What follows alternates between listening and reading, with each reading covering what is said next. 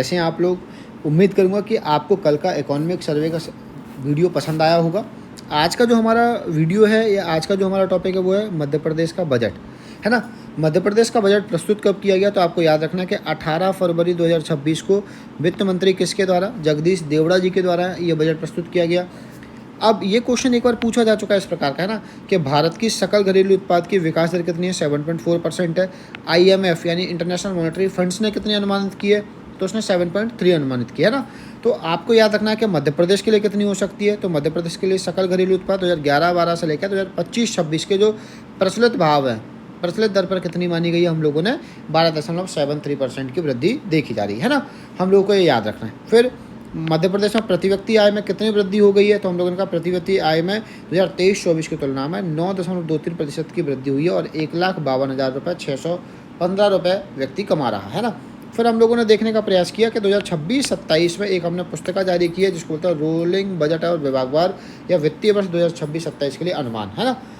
हम लोगों ने जो बजट पहले 2025-26 के लिए लेकर आ रहे थे, जिसको हम लोग ज्ञान बोलते थे, यानी कि गरीबी, युवा, अन्नदाता और नारी को केंद्र में रखा था, अब नए बजट में हम लोगों ने उसको ज्ञानी बना दिया है। यानी कि अब हम लोग किस पर बात करेंगे, इंफ्रास्ट्रक्चर पर बात करेंगे, इंडस्ट्री पर बात करेंगे। तो कभी कभी आपसे क्वेश्चन पूछ सकता है कि ज्ञानी का फुल फॉर्म क्या है, तो गरीब कल्याण, युवा शक्ति, अन्नदाता, नारी शक्ति, इंफ्रास्ट्रक्चर और इंडस्ट्री, है ना। अब इनके थोड़े थोड़े फुल फॉर्म्स और इनसे संबंधित जानकारी पढ़ने का प्रयास करते हैं, है ना। गरीबी में आपको एक बार जो सूचकांक देख लेना है, क्योंकि वो आपके बजट में लिखा है, बहुआयामी गरीबी सूचकांक यानी MPI के बारे में देख लेना है कि इसमें क्या क्या शामिल होता है और क्या क्या नहीं होता। दूसरी बात आपको ये देखने का प्रयास करना है कि 2026-27 में इसके लिए कितना बजट घोषित किया गया, तो हमने कहा 39.8 और अब ये 12% की वृद्धि पर हम लोग देख रहे हैं ना। आवास योजना ग्रामीण में कितना बजट दिया गया है, तो 6850 करोड़ रुपए दिया गया है। फिर सामाजिक सुरक्षा कल्याण के लिए 2343 करोड़ रुपए का प्रावधान गरीबी मिटाने के लिए हमने किया है। युवा शक्ति के लिए हम लोगों ने क्या बोला है, हमने बोला कि मध्य प्रदेश में 15 से लेकर 59 वर्ष तक के युवाओं को हमने माना है कार्यशील युवा, और ऐसी जनसंख्या मध्य प्रदेश में कितनी है, 62% है। यानी कि आपसे क्वेश्चन पूछ सकता है सिंपल सा कि मध्य प्रदेश में कार्यशील जनसंख्या का प्रतिशत लगभग कितना है, 62%। ये भी हो सकता है बहुत सिंपल क्वेश्चन कि कार्यशील जनसंख्या किसको कहा जाता है, तो 15 से लेकर 59 वर्ष के व्यक्ति, है ना। 15 से लेकर 29 वर्ष के युवाओं की जनसंख्या मध्य प्रदेश में कितनी है, 28% है, जो देश में लगभग हम लोग तीसरे सबसे युवा प्रदेश हैं, है ना। फिर हम लोगों ने कहा कि यशोदा दुग्ध प्रदाय योजना के तहत 8वीं कक्षा तक के बच्चों को अतिरिक्त पोषण देने के लिए टेट्रा पैक में दुग्ध उत्पादन या दुग्ध प्रदान हम लोग करने का प्रयास करेंगे।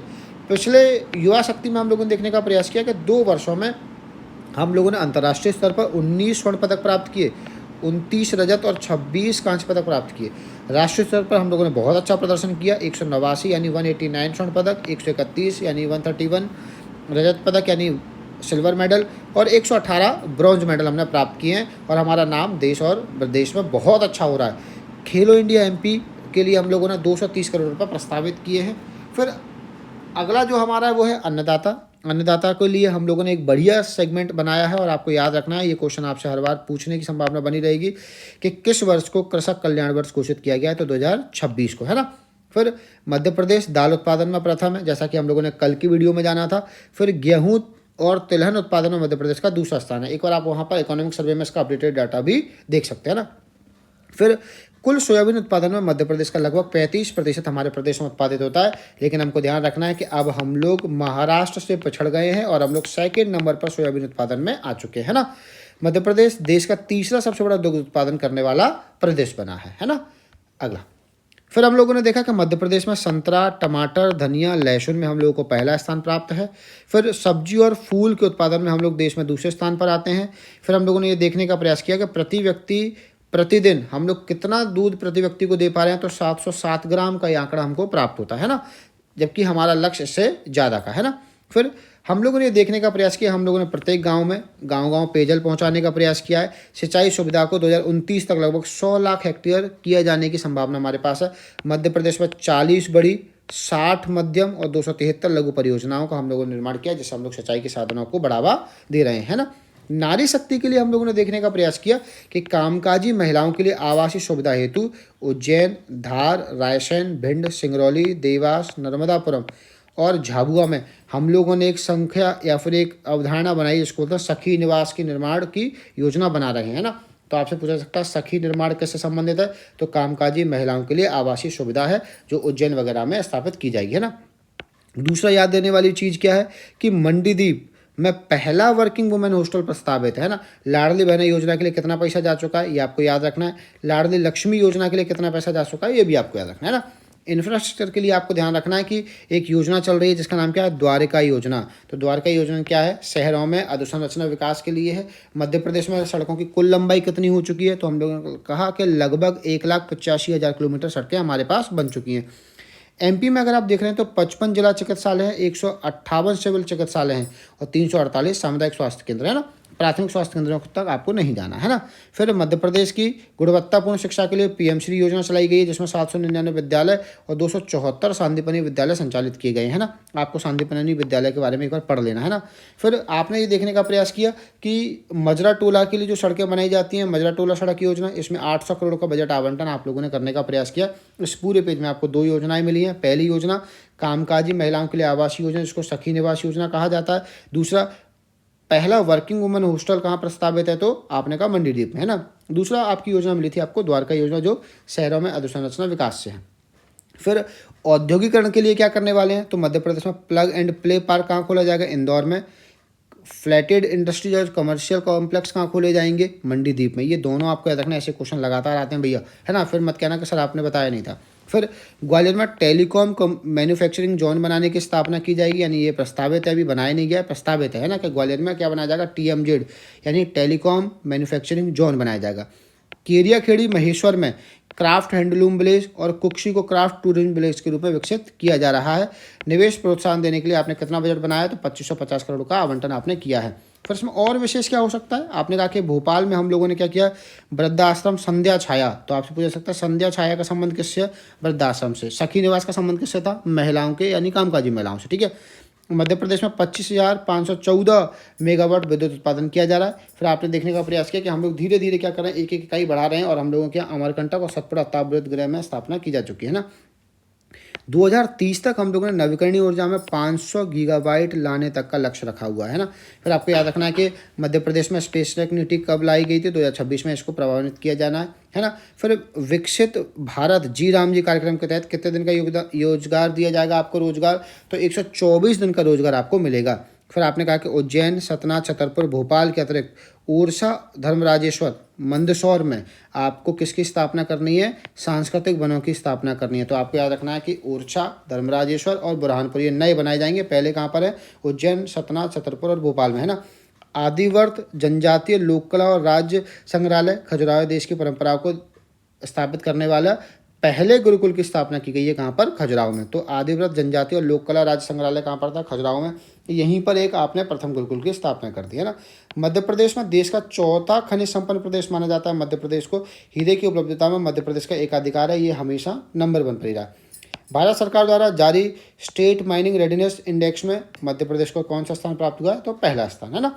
फिर कुछ योजनाएं हैं जो बजट में अलग से लिखी गई थी, जैसे कि मध्य प्रदेश सुगम परिवहन योजना का संबंध किससे है, तो आपने कहा ग्रामीण रहवासियों के सस्ता और सुलभ परिवहन के लिए, है ना। फिर सीएम केयर का संबंध गंभीर बीमारियों से ग्रसित व्यक्तियों को आसपास जो भी चिकित्सालय महाविद्यालय होंगे उसमें सुविधा प्रदान की जाएगी। सोशल इम्पैक्ट बॉन्ड योजना किससे है, ये नवाचारी वित्तीय उपकरण है, ये सामाजिक सेवा प्रदाता हितग्राहियों को दी जाएगी, इसमें रिस्क फंड जुटाया जाता है ना। वृंदावन ग्राम योजना का संबंध किससे है, गाँव में स्थानीय संसाधनों का प्रयोग करने के लिए वृंदावन ग्राम योजना है। सीएम युवा शक्ति किससे संबंधित है, स्टेडियम बनाने, हेलीपैड बनाने से एम्बुलेंस और बाकी सारी सुविधाएं जल्दी हो सकती है ना। देवी अहिल्याबाई कौशल विकास, ये एक ऐसा कार्यक्रम देगा आपको जहां पर आपको प्रशिक्षण मिलेगा, किससे संबंधित, कौशल विकास कार्यक्रम से, है ना। मुख्यमंत्री समृद्ध परिवार योजना किससे संबंधित है, गरीबी रेखा के कुचक्र को मिटाने से संबंधित है। फिर मुख्यमंत्री मजरा टोला, जिसके लिए आप लोगों ने अभी पढ़ा कि ये सड़कें बनाने के लिए आपको आगे बढ़ाएगा, है ना। फिर आपके यहाँ संभागवार कुछ चीज़ें यहाँ दी गई थी अलग से, इसको हमने अलग से डिजाइन किया करवाया और ये बिल्कुल परीक्षा धाम की किताब से हम लोग सीधे लेकर आ रहे हैं आपके लिए, है ना।